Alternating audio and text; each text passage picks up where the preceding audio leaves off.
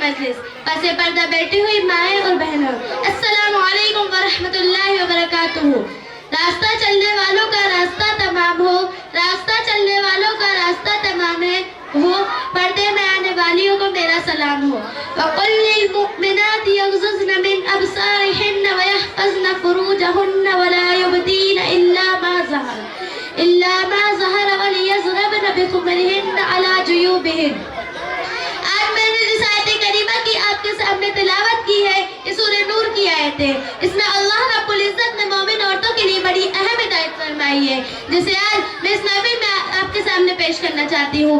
میری پردے میں بیٹھی ہوئی مائیں اور بہنوں، اس آیت میں ہم سب کے خالق اور مالک نے سب سے پہلے یہ حکم دیا ہے، عورتیں اپنی نظر نیچے رکھیں اور پردے سے رہیں اور بے پردگی سے دور رہیں، کیونکہ پردہ بے حیائی کے لیے سب سے بڑی رکاوٹ ہے۔ جب عورتوں سے پردہ رخصت ہو جاتا ہے تو بے حیا بن جاتی ہے، جب وہ بے حیا بن جاتی ہے تو اپنے اخلاق اور کردار سے بھی محروم ہو جاتی ہیں، اس لیے عورتوں کے لیے پردہ ضروری ہے۔ عام طور پر ہماری خواتین تو یہ سوچتی ہیں کہ پردہ حکم صرف مردوں کے لیے ہے، یعنی مردوں کو ہی عورتوں کی طرف دیکھنے سے منع ہے، لیکن عورتوں کو مردوں کی طرف دیکھنے میں کوئی حرج نہیں۔ چنانچہ ہماری خواتین مردوں کو بڑے غور سے دیکھتی ہیں، نظر پڑ جانے پر بھی نیچے نہیں دیکھتی۔ یہ بڑی بے حیائی اور بے غیرتی کی بات ہے۔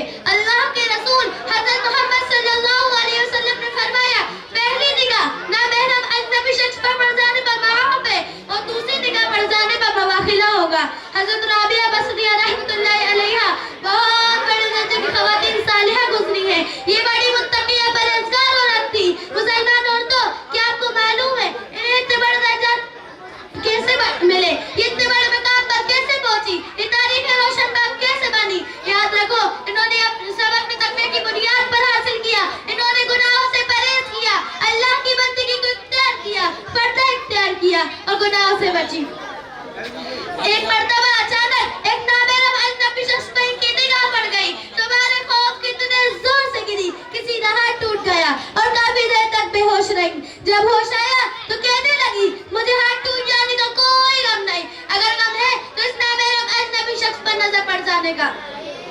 اللہ اکبر! یہ تھی پہلے زمانے کی مسلمان عورتیں، اور آج کل کی ہماری خواتین کے حالات بہت بدتر ہیں۔ وہ پردے کو آر سمجھتی ہے، حالانکہ پردہ ان کے لیے آر نہیں، ان کی عزت ہے، ان کی حرمت کا سامان ہے، ان کی عصمت کا محافظ ہے۔ آپ اخبار پڑھتے ہیں، آپ خبریں سنتے ہیں، آپ کو ہر روز یہ خبریں سننے کو ملتی ہوں گی، فلاں کی لڑکی فلاں کے ساتھ بھاگ گئی اور اس جگہ کسی عورت کا منہ کالا کیا گیا۔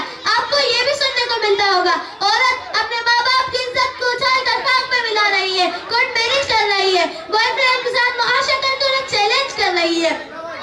بعض مرتبہ ایسے معاملات میں قتل کی نوبت آ گئی۔ میری دینی بہنوں، یہ سب بے حیائی کا نتیجہ ہے۔ بے پردگی کا اختلاف مرد و زن سے آتی ہے۔ جب سے بے حیائی آئی ہے، وسالت کی نئی نئی شکلیں سامنے آ رہی ہیں۔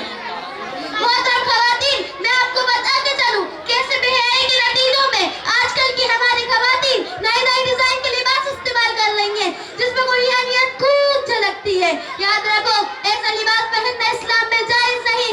ایسا لباس پہننے والی عورتوں کے بارے میں اللہ کے رسول حضرت محمد صلی اللہ علیہ وسلم نے فرمایا، ایسا لباس پہننے والی عورتیں قیامت کے دن بنا کپڑے کی اٹھائی جائیں گی۔ ایسا حرکت کرنے والی عورتیں خدا کی نظروں میں مبعوث ہے۔ ایسی حرکت کرنے والی عورتوں کو قیامت کے دن دردناک عذاب سے گزرنا ہے۔ اللہ ہم سب کو ایمان و حیا پر ثابت قدم رکھنے اور بے پردگی اور بے حیائی سے محفوظ رکھے، آمین یا رب العالمین۔ میں شعر کے ساتھ اپنی تقریر کو ختم کرنا چاہتی ہوں۔